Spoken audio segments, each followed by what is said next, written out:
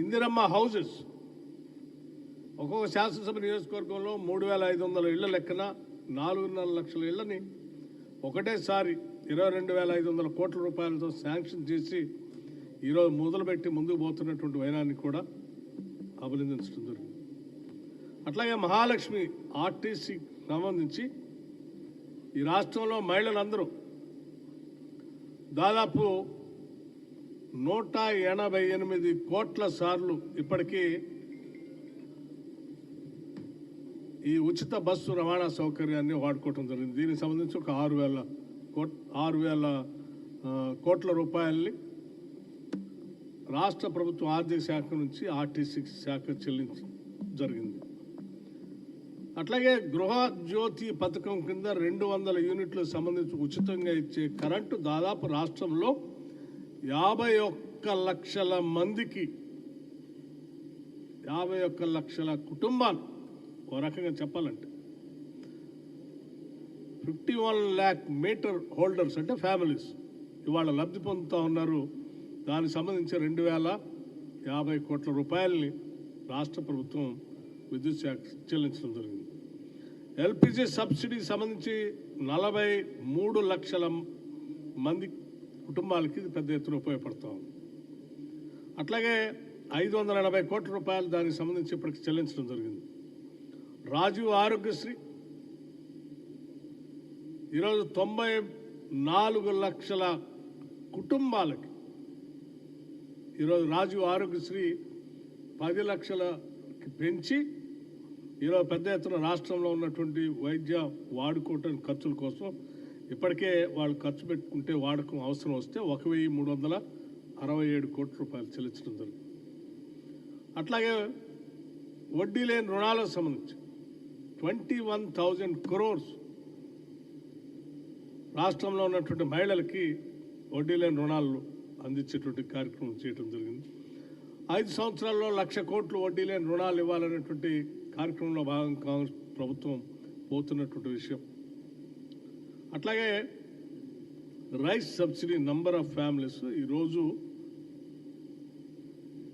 93 లక్షల కుటుంబాలకి సన్నబియ్యం పర్ హెడ్ 6 కేజీల లెక్క 93 లక్షల కుటుంబాలకి ఇస్తాం. 1,15,00,000 కుటుంబాలు ఉంటే 93.79 లక్షల కుటుంబాలు అంటే నేను అబౌట్ 94 లక్షల కుటుంబాలకి సన్నబియ్యం వస్తాం. వీటన్నిటినీ ఈ సంవత్సరాల కాలంలో సంక్షేమ కార్యక్రమాలు అంటే 95,351 కోట్ల రూపాయలని వీటి కోసం ఖర్చు పెట్టాం. 95,351 crores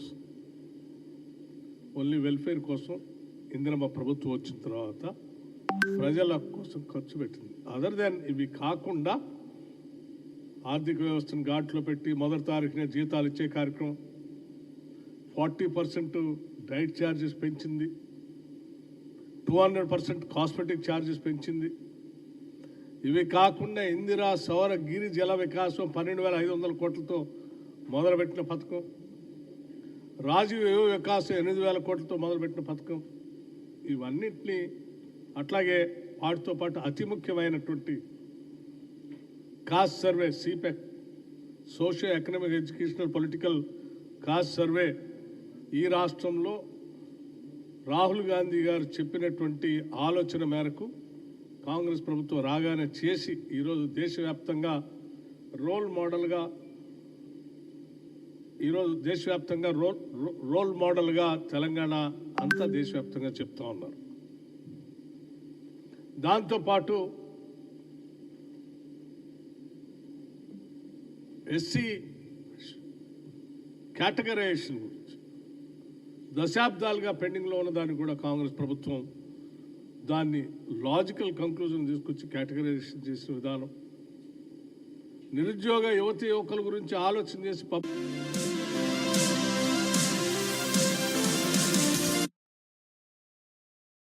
చర్చించి ఆ తీసుకున్న నిర్ణయాలన్నిటిపైన కూడా పొలిటికల్ అఫైర్స్ కమిటీ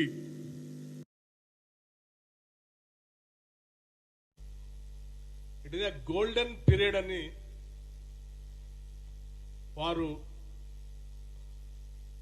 ఈ రాష్ట్ర ప్రభుత్వాన్ని అభినందించడం జరిగింది.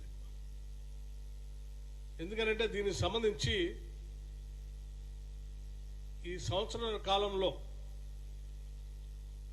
నిన్న మనం 16వ తారీఖు నాడు మొదలుపెట్టినటువంటి రైతు భరోసా ఈరోజు 9 రోజులతో రోజుకు 1000 కోట్ల లెక్క 9,000 కోట్ల రూపాయల్ని 1,49,39,111 ఎకరాలకి వ్యవసాయ యోగ్యమైనటువంటి భూములన్నిటికీ కూడా రైతు భరోసా వేసినటువంటి కార్యక్రమాన్ని ఇంతవరకు రాష్ట్ర చరిత్రలో ఎప్పుడు కూడా ఇంత తక్కువ సమయంలో వేసినటువంటి దాఖలాల్లో నేను సంపూర్ణంగా అభినందించింది.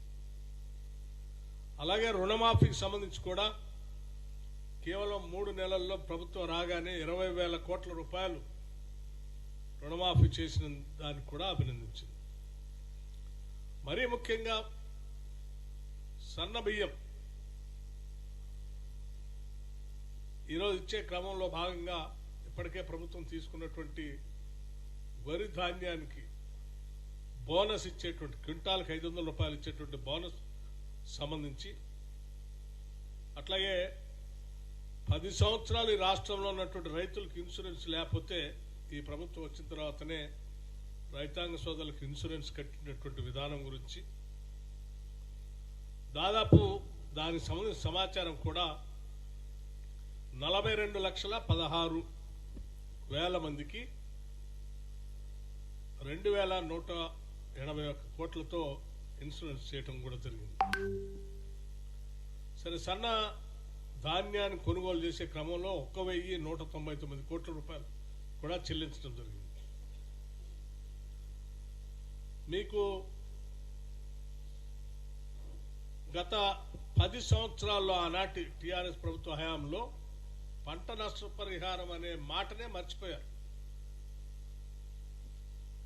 అటువంటి దాన్ని ప్రకృతి వైపరీత్యాల ద్వారా ఎప్పుడైనా రైతులు నష్టపోతే ఆనాటి కాంగ్రెస్ పార్టీ నాయకత్వంలో చాలా సందర్భాల్లో అజిటేషన్ చేస్తే కూడా పట్టించుకోలేదు. కానీ ఈనాటి ఇందిరమ్మ ప్రభుత్వం రాగానే పంట నష్ట పరిహారాన్ని కూడా అంచనా వేసి దాదాపు 260 కోట్ల రూపాయలు చెల్లించడం జరిగిందనేటువంటి విషయాన్ని కూడా అభినందించారు. అట్లాగే పవర్ సబ్సిడీకి సంబంధించి కేవలం ఈ సంవత్సరం కాలంలో 29,40,000 పంప్ సెట్లకు సంబంధించి 17,091 కోట్ల రూపాయల్ని రాష్ట్ర ఆర్థిక శాఖ విద్యుత్ శాఖకి చెల్లించినటువంటి విషయం కూడా అభినందించారు. అట్లాగే ఇందిరమ్మ ఆత్మీయ భరోసా సంబంధించి చేయూత పథకం 43 లక్షల మందికి ఇచ్చేటువంటి మొదటి వారంలో ఇస్తున్నటువంటి కార్యక్రమం గురించి, ఇందిరమ్మ హౌసెస్ ఒక్కొక్క శాసనసభ నియోజకవర్గంలో 3,500 ఇళ్ల లెక్కన 4.5 లక్షల ఇళ్లని ఒకటేసారి 22,500 కోట్ల రూపాయలతో శాంక్షన్ చేసి ఈరోజు మొదలుపెట్టి ముందుకు పోతున్నటువంటి వైనాన్ని కూడా అభినందించడం జరుగుతుంది.